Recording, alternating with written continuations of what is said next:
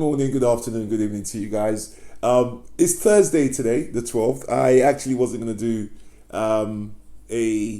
what's it called? I actually wasn't going to do a video today. I did mention I might, but something prompted me to do this today. I was talking to a really dear friend yesterday, and it just so happened I saw a video earlier in the day about watermarks and QAnon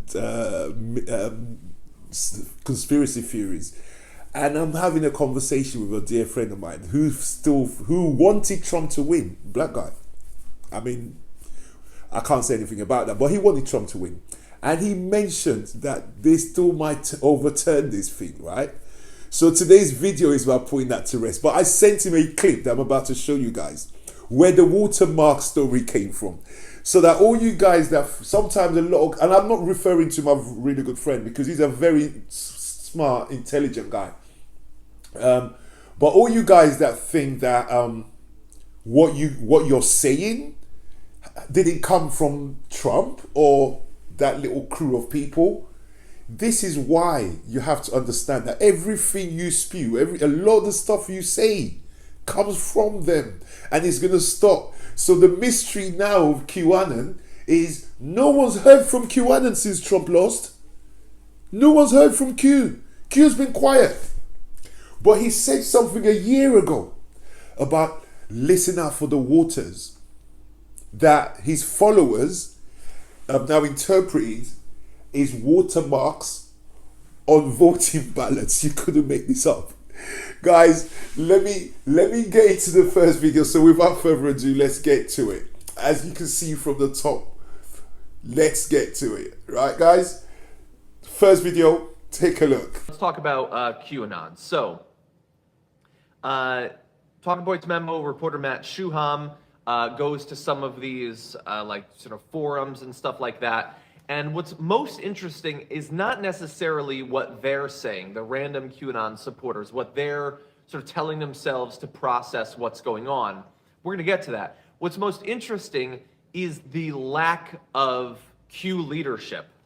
So by that I mean basically Q has disappeared since Trump lost. So keep watching and pay attention to my friend here. It could be like it could have been one person and now it's a different person. It could have been a bunch of people. How the hell would you know?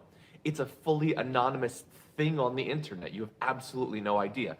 But in any event, whoever or whomever or whatever group Q is gone. The last post, at least as of when this reporting happened, was on November 3rd, hours before polls opened. So early the morning of the election, Q quoted the closing line from the Gettysburg Address and posted a link to the soundtrack from the film The Last of the Mohicans. So that's helpful.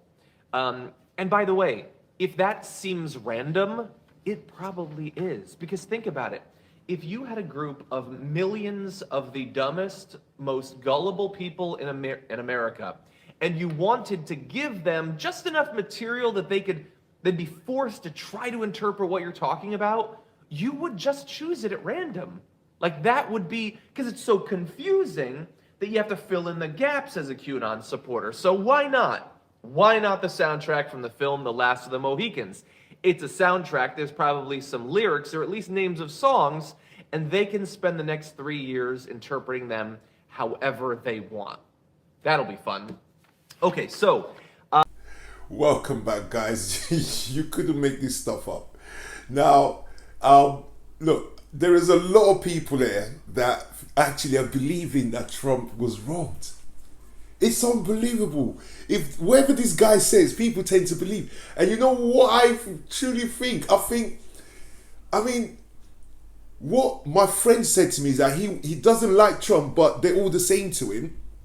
But he wanted Trump to stay in power because he thinks they're trying to stop him from doing stuff. Now, when I relate that, I think that's to do with pedophilia and the QAnon. This guy, I've seen some people say, yeah, I don't like him, but he's doing great work on getting rid of pedos. This guy is the biggest pedo that there is. Because people have believed now, it's in their mind now, that he's doing great work and getting rid of pedos. They would vote for him. And he's crazy, diabolical, stupid. Take a look at the part 2 to that video, guys, and I'll see you on the other side. Since Donald Trump was sort of up on election day, arguably, and then his lead went away, and then it got called, and there's been all these charges of voter fraud and the response to them, all that stuff, all of what we're experiencing and what we're going to be breaking down the show today, Q has not opined on any of it, which means that the millions of insane people don't know exactly what to say. They do have some theories. Feel free to let me know if you've come across any. But the big just one, to point out, really Q has no opinion at the moment on anything, that, right? But there's a reason I'm Joe playing Biden this and and I'm doing a Democrats, voice their over it. attempts So to steal please this keep election with watching. fake ballots is going to be discovered, and they're going to be revealed to be frauds. And how is that going to happen? It's going to happen because the government put watermarks on the official ballots, and then when the recount happens, all the fake ballots won't have the watermark, but the real ballots will. So that's sort of crazy, but that doesn't sound Q crazy. You know how it's Q crazy? It's Q crazy because the reason they believe this is because a year ago or so, Q said, "Watch the waters." Did you hear that? Watch the waters. That means watermark to these That's what I'm talking conspiracy about. idiots. That's sort of vague shit. Watch the waters. Okay. That means watch for any news having to do with the water. Watch for any news that's near a stream. Watch for anything by Jesse Waters. Watch for anything that hydrates you. It could mean literally anything. That's the fun of it. I don't know. Oh, okay, I'm gonna tell you this. This is I just got a dispatch from R. Always bet on black. And now interpret all of the news of the next 2 years. Wait, black? Wait, is it someone whose last name is black? Is it the color black? Is it news that happens at night? What the hell is it? I don't know. Welcome back, guys. I just love John, you know. What's his body's name? R. So he's got his guy R. You guys have your Q. So he's got his R. His R says, bet on black. So for the next 2 years, everything that's black's like, do I bet on that? What do I do? Am I going to... Unbelievable, guys. I started with Doolally and I'm going to end with Doolally, but it's all related. Stick with me. It's all to do with this election fraud bullshit that they are attempting. Tomorrow's video, I'm going to deal with it on a more serious note. The difference between 2016 and this year. And I know many people who got an opinion right now weren't logged into the 2016 elections. They just knew, oh, I don't like Hillary, oh, Trump's better than Hillary, and all this.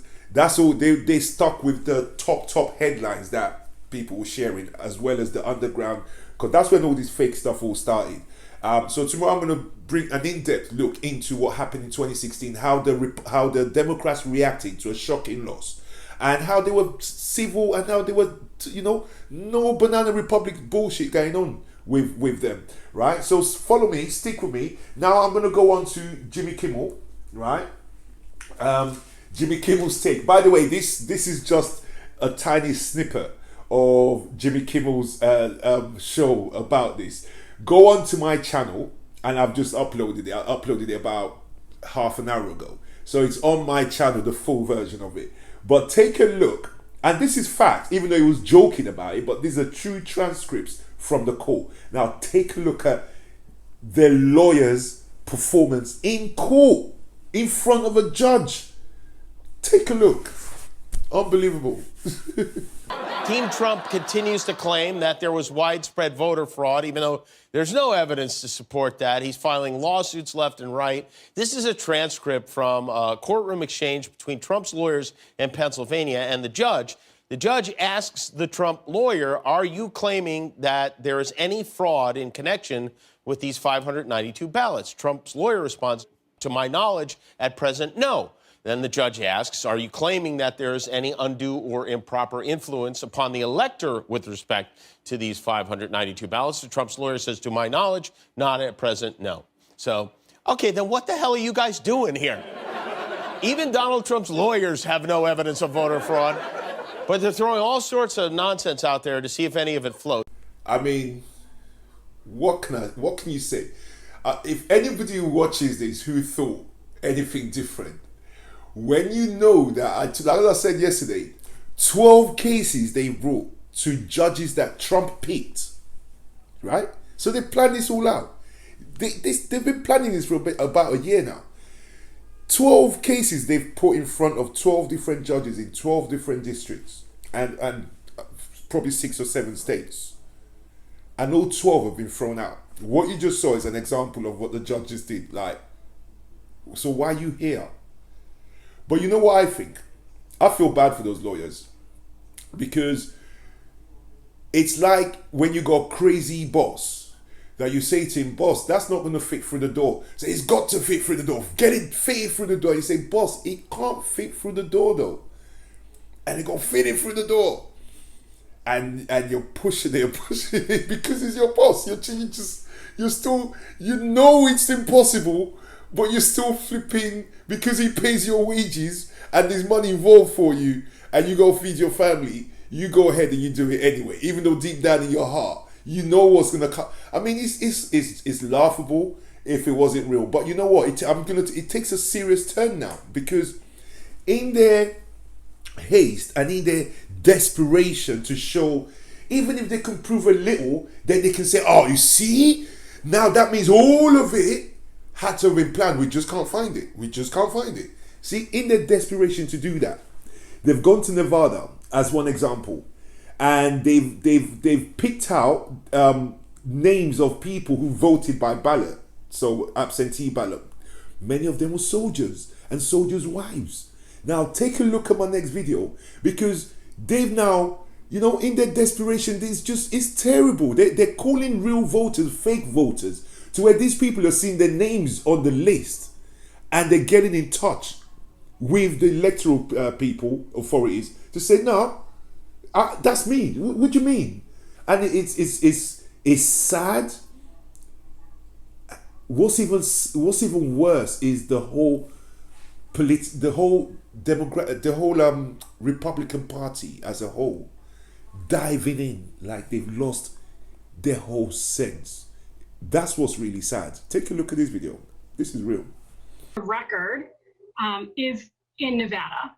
I still own a house in Nevada. My license plates are in Nevada. I pay Nevada property tax. Stephanie, who does not want her last name used, says she's also on the list. Number 464. She and her husband, who has spent 12 years in the military, live in the Washington, D.C. area. He's a major and pilot in the Air Force, although Las Vegas is their permanent home. My husband fights for his country. He has offered to pay the ultimate sacrifice, and I stand alongside him, and now my own vote is called into question without any sort of legitimacy. Anything you want to say to these Nevada GOP officials who put this list together? You guys have got to do better. You've got to do better. Now, again, there appear to be hundreds of zip codes on that list that correlate to military bases. Other people could be students away at college but still eligible to vote in Nevada. We did get a statement from the Trump campaign. It reads in part, we have referred a list of people who voted in Nevada's election yet have moved out of the state to the Department of Justice and local election authorities. We have no way to confirm whether a small number of these voters fall under an exemption, which is why we referred it to the authorities for further investigation. We should also point out that right now Joe Biden's lead in Nevada stands at approximately 37,000 votes, so this list of 3,000 or so people is a moot point anyway, but the fact that there are so many military families on that list just highlights the utter recklessness of those allegations. There's nothing I can say about that other than pathetic and deeply disturbing that these are educated people. Guys, I'm on to, this is the last video now. Laura Ingraham, this lady you're about to see, came to my attention way back in 2012 or 11 when Trayvon Martin was killed. She was one of the first people to have that half Mexican, half white guy who killed him on her show. She is one of the most racist, but we'll call on God, one of the most ignorant, lying people I've ever met on TV, but will call on God. It's so bad. Her own brother, just like Kate Shemirani's sons have disowned her because she's cuckoo. Her own brother put out a tweet, and you'll see at the end of this clip. Now, take a look at this diabolical lie that they're trying to feed to people, and many people will believe this. Take a look. Laura Ingraham has reached a new low, and in an incredibly embarrassing segment, she was interviewing someone who purported to be an anonymous poll worker who had witnessed voter fraud. Now, in order to protect this person, they made sure that the person, this poll worker, stayed anonymous, and the video was hilarious. Let's watch. Now, we're gonna be concealing her identity, even disguising her voice over her own safety concerns. Thank you for joining us. You saw something suspicious, we're gonna get right into it tonight, happening on the side of a Biden-Harris van in the parking lot of the polling station. Now walk the audience through what happened. I went out to go for a walk on my break, and I probably had a 150, 175 foot stretch where I was walking. The Biden van was parked along this stretch, and I was walking to it, so about 150 feet I was walking, and I could see these people hand over what appeared to be white envelopes, just hand over onto this table. And as I got closer, the envelopes were being torn open. There were two people dropping the envelopes, and two people ripping them open and turning and facing the van and drawing on them or marking them. And as I got closer, as I was walking, they would put things down and pick more paper up and mark on the van, and then put it down and pick some more up. And as I got closer, I thought, those are ballots. And I didn't, I was in my polling uniform, basically. And as I walked by, I looked and I thought, those are ballots. What the hell is going on in America? Have you no self-respect, Laura Ingraham? Like, I know you don't respect our democratic process. I know you don't respect democracy. Do you respect yourself? Have some dignity. I mean, I feel like if you look at her face in that segment, like she knows it. She knows it. She looks like she's dying a little inside because it's embarrassing. That was so embarrassing. She looks like she's in a little bit of pain, but honestly, this is what she is. This is better than her show generally. It's just out and out white supremacy. This is at least a diversion from that. But it's a sketch without a punchline, except for the whole thing, I guess, is the punchline. So there were a number of people on Twitter making fun of that segment last night. It was definitely a joy to see it. It's just, and people find that convincing. Millions of people will have watched that episode and thought, oh my God, she's doing an amazing investigation here and revealing this whistleblower to us that we'll find out recants their statement in 5 days. And she'll never mention that. She'll never talk about it. Lindsey Graham's never gonna apologize for using the person that we saw, in that little video. The DOJ is continuing with their investigation, even though it's based on these sorts of fraudulent claims. It is funny, but the joke democratically is also on us. Bring it back up and give you Curtis Ingram's tweet. Curtis Ingram is Laura Ingraham's brother, and he thinks she's crazy. And he tweeted this: "My sister has become a complete and total wackadoo." See, that's good. That is pretty good. That's good, because definitely if there is a wackadoo, it's her, but. Definitely. You couldn't make this up. You could not make it up. The only thing I'll say to anybody that has a tendency to want to believe that, if you were Biden and Harris and you were trying to steal, would you be doing it parked where they're voting, where they're counting votes, in the parking lot of where they're counting votes, with Biden and Harris big and bold on the side of the buses, out there counting the votes? That's not how, if you're gonna steal votes, that's not how you would steal votes. But their people are so dumb, and they know it, that they know that whatever they put out there, as far-fetched as it is for us normal folk, these people will buy it. So guys, look, this show was to disclose that QAnon's disappeared. If you ask me, I'm gonna tell you something. QAnon is Trump. Trump is Q. He has been unmasked on the full 100. Guys, enjoy your evenings, and I'll see you soon. Take care of each other. Peace and love. Bye bye now.